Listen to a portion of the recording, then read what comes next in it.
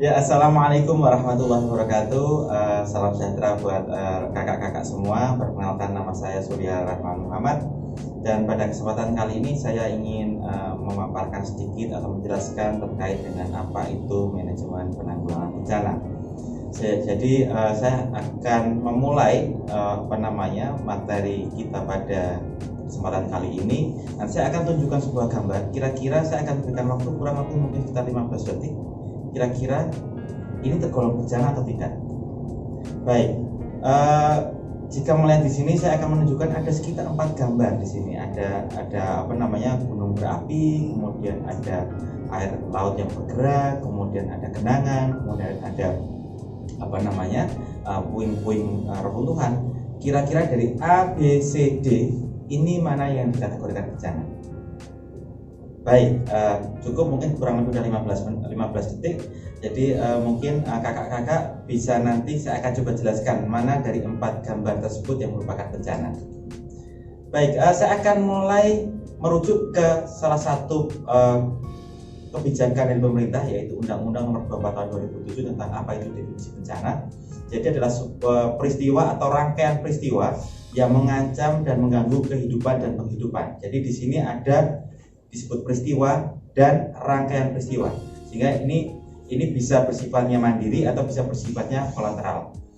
Yang selanjutnya adalah mengganggu kehidupan dan penghidupan. Jadi di sini ada 2 hal. Yang pertama adalah kehidupan, ini masalah nyawa. Yang kedua adalah masalah penghidupan, bagaimana kakak-kakak atau mungkin masyarakat itu bisa hidup dan sebagainya. Selanjutnya ini dipengaruhi baik oleh faktor alam dan non alam. Jadi di sini termasuk juga faktor manusia. Seperti kita ketahui, Indonesia ini merupakan wilayah yang cukup rentan terhadap berbagai macam ancaman bencana, mulai khususnya bencana alam. Tetapi di sini di dalam undang-undang ini cukup dijelaskan juga bahwa ancaman dari sebuah kejadian bencana ini tidak hanya faktor alam, tetapi juga faktor non alam. Non alam apa? Nanti saya coba sedikit jelaskan juga. Kemudian yang terakhir adalah faktor manusia. Jadi ada 3 faktor mendasar, yaitu faktor alam, faktor non alam, dan faktor manusia. Dan di sini yang perlu di-highlight adalah ini mengakibatkan timbulnya korban jiwa, kemudian kerusakan lingkungan, kerugian harta benda, dan dampak psikologis. Jadi di sini sebenarnya ada kalimat kunci dari gambar tadi saya sampaikan di awal, yaitu adanya korban jiwa dan kerusakan lingkungan. Jadi di sini hal yang pertama yang kita lihat adalah apakah dari sebuah kejadian tersebut menimbulkan korban jiwa atau tidak. Ketika itu tidak menimbulkan korban jiwa atau mungkin tidak menimbulkan kerusakan apapun, walaupun katakanlah ada gempa sekian besarnya luar biasa besar, itu bisa jadi tidak dikategorikan bencana karena tidak menimbulkan timbulnya korban jiwa atau mungkin kerusakan harta benda dan sebagainya. Baik, saya akan coba kembali ke gambar.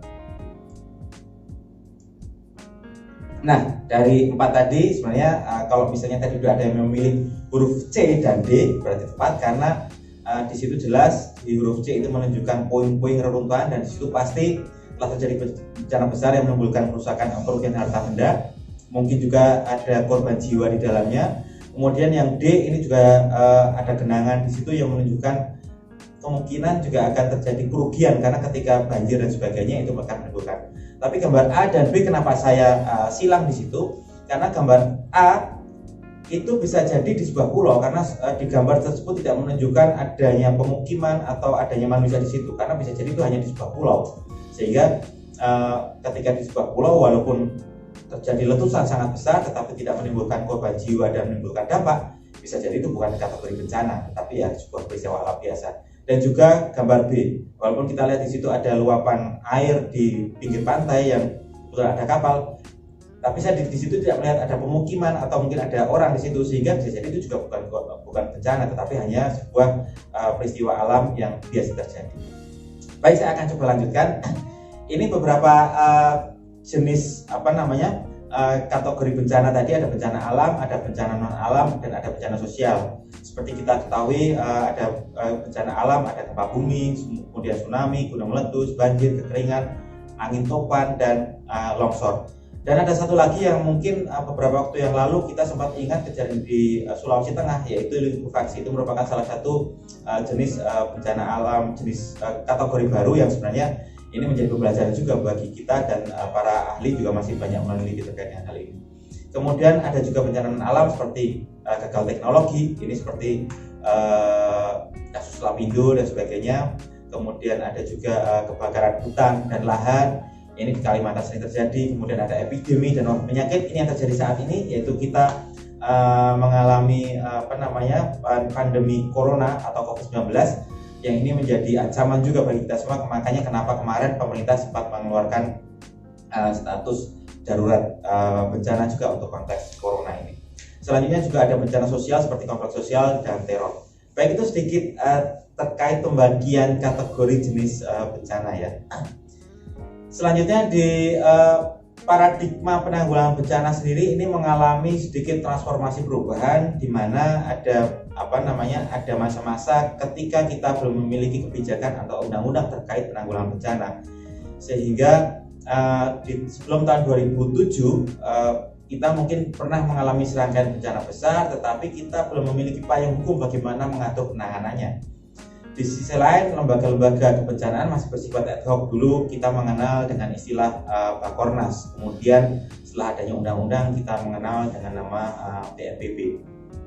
Selanjutnya titik berat di penanggulangan bencana, kalau dulu kita masih selalu berfokus pada bagaimana merespon, sehingga paradigma itu yang akhirnya lambat laun akan mengalami pergeseran. Dan sebenarnya kalau misalnya kita coba lihat di tampilan di paparan, sebenarnya kondisi-kondisi tersebut ini juga akan mempengaruhi berbagai pola pendekatan yang kita lakukan. Misalnya di dalam konteks pra bencana atau sebelum terjadinya bencana, biasanya kita akan kurang melakukan kesiapsiagaan, kemudian pencegahan dan mitigasi juga kurang, kemudian bencana saat terjadi masyarakat juga tidak siap, kemudian saat terjadi darurat masyarakat menjadi panik, atau mungkin bahkan otoritas tempat juga menjadi panik. Kemudian kewenangan juga tidak jelas, koordinasi juga bisa jadi kacau karena memang tidak ada sistem yang mengatur tersebut, dan tidak tahu apa yang harus dilakukan. Kemudian ketika pasca bencana, pemulihan menjadi lambat, kemudian bantuan hanya untuk tanggap darurat saja, kemudian aspek sosial dan ekonomi kurang mendapatkan perhatian. Dan itu sebenarnya hal-hal yang terjadi sebelum kita memiliki kebijakan terkait dengan penanggulangan bencana. Selanjutnya, apa yang bisa kita lakukan? Beberapa waktu yang lalu BNPB mengeluarkan sebuah istilah, yaitu strategi pentahelix, di mana di situ itu merupakan penjabaran dari konsep 3 pilar yang sebenarnya yang dulu pertama kali diluncurkan oleh pemerintah juga, yang sebenarnya kalau misalnya kakak-kakak melihat di logo segitiga BNPB itu menyimbolkan adanya unsur pemerintah, masyarakat, dan lembaga usaha. Nah, namun di dalam diskusi yang telah dikembangkan oleh beberapa pakar di bidangnya, kemudian ternyata ketiga pihak tersebut sebenarnya masih bisa diturunkan kembali, yang sebenarnya secara kefungsian ini memiliki fungsi yang berbeda, sehingga akhirnya untuk melengkapi dari 3 fungsi tersebut, sekarang ada kelompok baru yang kita mengenalnya dengan kelompok media dan kelompok akademik, dan sebenarnya setiap elemen-elemen tersebut memiliki fungsi-fungsi yang saling melengkapi. Selanjutnya terkait dengan penanggulangan PB atau penanggulangan bencana, di sini kalau kita masih merujuk kepada undang-undang, ini adalah serangkaian upaya yang meliputi penetapan kebijakan pembangunan yang berisiko timbulnya bencana, sehingga kegiatan pencegahan kebencanaan, tanggap darurat, dan rehabilitasi ini bisa dilakukan. Jadi ini merupakan dasar yang kemudian ini menjadi payung atau kerangka dalam pembentukan atau kita mengenal dengan istilah manajemen bencana atau disaster management dalam bahasa Inggris. Ini secara definisi adalah segala upaya atau kegiatan yang dilaksanakan dalam rangka pencegahan, mitigasi, kesiapsiagaan, tanggap darurat, pemulihan yang berkaitan dengan bencana yang dilakukan baik sebelum, saat, dan sesudah, sehingga berbicara konteks penanggulangan bencana tidak hanya berfokus pada ketika terjadi bencana saja, tetapi akan mulai dari pra bencana, di mana bencana itu belum terjadi, kemudian hingga saat terjadi bencana, hingga pasca bencana. Nah, ini sedikit gambaran terkait dengan siklus bencana. Ini mungkin kakak-kakak bisa melihat di tampilan di layar. Di situ dimana ini merupakan siklus yang akan selalu terjadi, karena dengan menggunakan pendekatan geologi sebenarnya bumi kita akan selalu mengalami pergerakan dan pergerakan, di mana di situ akan mempengaruhi ekosistem yang ada yang sebenarnya itu hanya akan mencari kestabilan saja.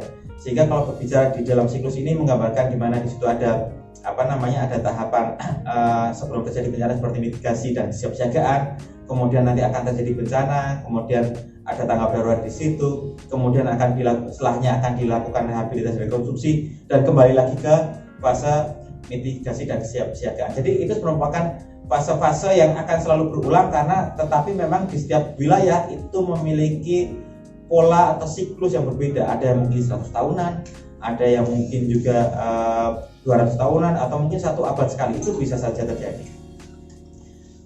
Selanjutnya ini skema terkait dengan penanggulangan bencana, dan ada beberapa tahapan yang memang kita mencoba mentelaah dari tiap tahapan tersebut, seperti misalnya berbicara terkait dengan prabencana.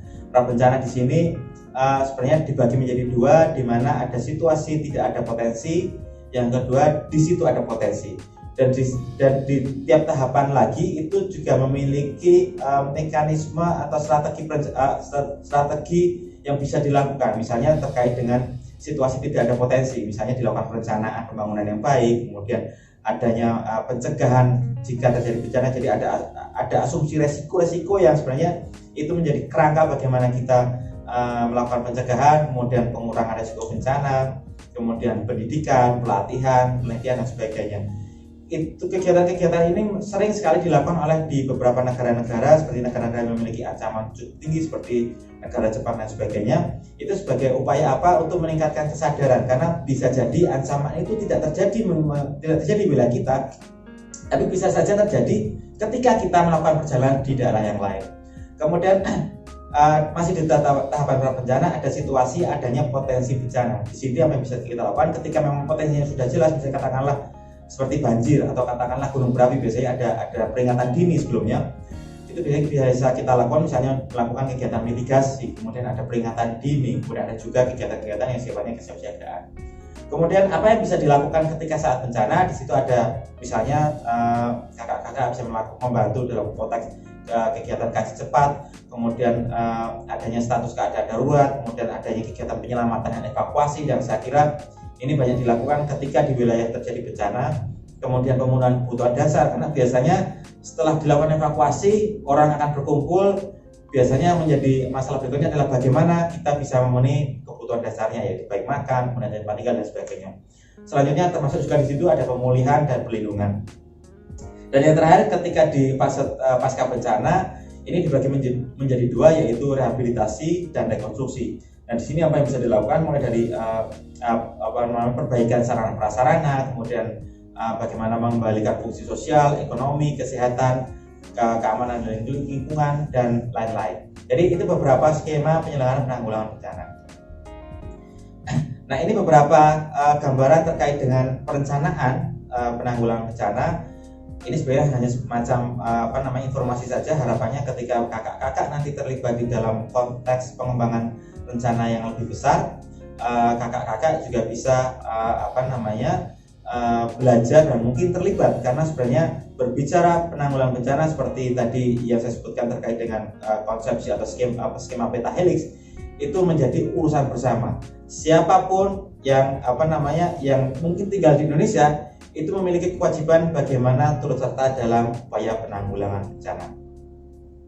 Nah, ini beberapa hal yang mungkin saya uraikan lebih detail lagi terkait bagaimana tahapan, kemudian tujuan, manajemennya seperti apa, kemudian penyelenggaraan kegiatannya. Tadi sebenarnya sudah saya jelaskan di slide sebelumnya. Ini cuman saya mencoba membreakdown lagi apa-apa yang bisa dilakukan, kemudian sampai di konteks perencanaan, pendanaan, hingga hal-hal yang lain yang sebenarnya ini sebenarnya saling mendukung dalam upaya penanggulangan bencana.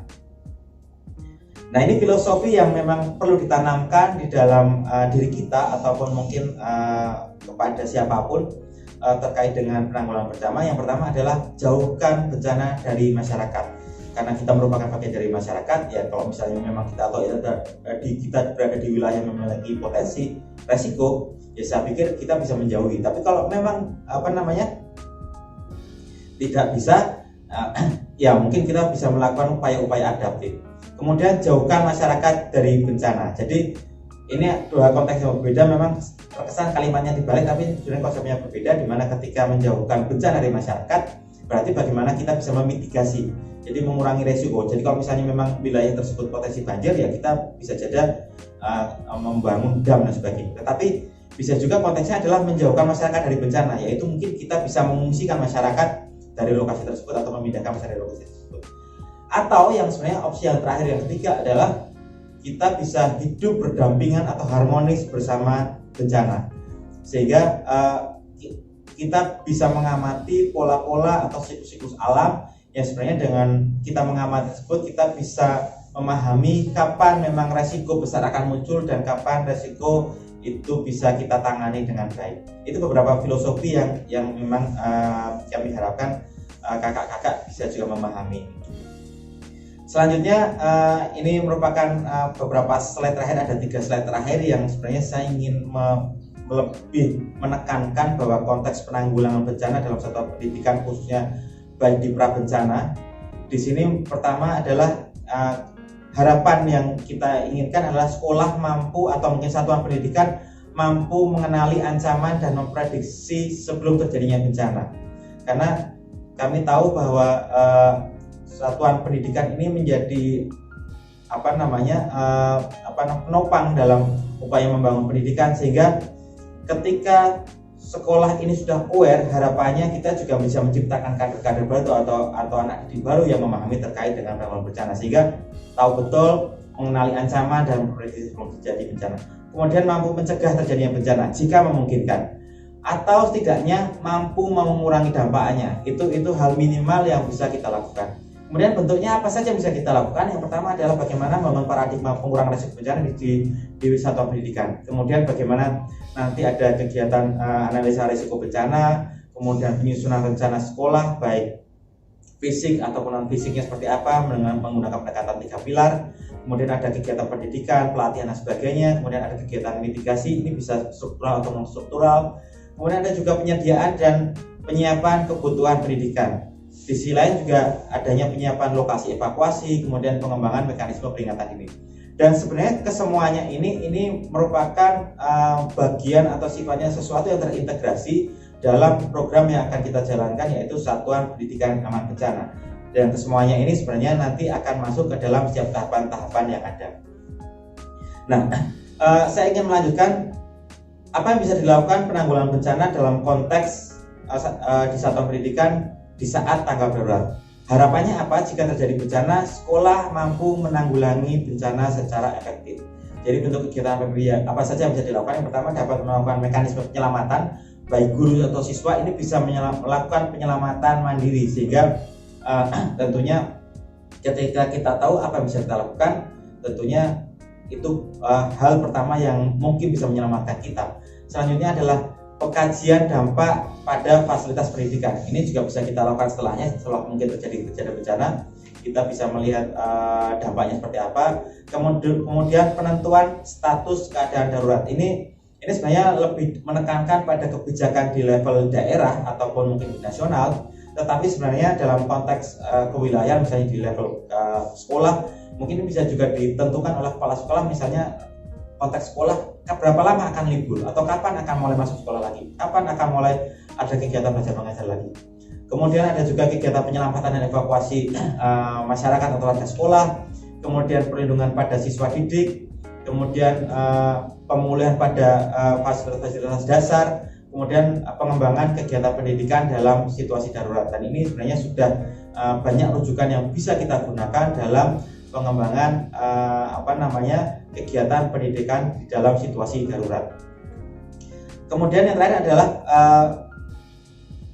penanggulangan bencana dalam konteks satuan pendidikan di situasi pasca bencana darurat dan dalam pasca bencana. Dan di sini sebenarnya kita menekankan ada 2 hal, yaitu aspek rehabilitasi dan rekonstruksi.